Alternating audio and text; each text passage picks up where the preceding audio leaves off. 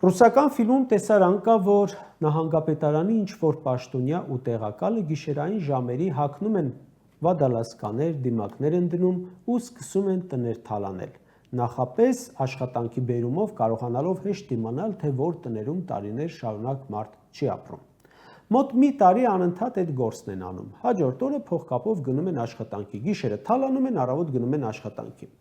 Մի օր էլ տեղակալը ասում է՝ շեֆ, մտածում եմ, արի ամեն դեպքում փողկապով չգանք գործի։ Մեր պաշտոնը ասում է փողկապի է, բայց մեր փեշակին հեչ չի սազում, որ բռնվենք, ես այդ փողկապի առկայությունից ավելի եմ ամաչելում։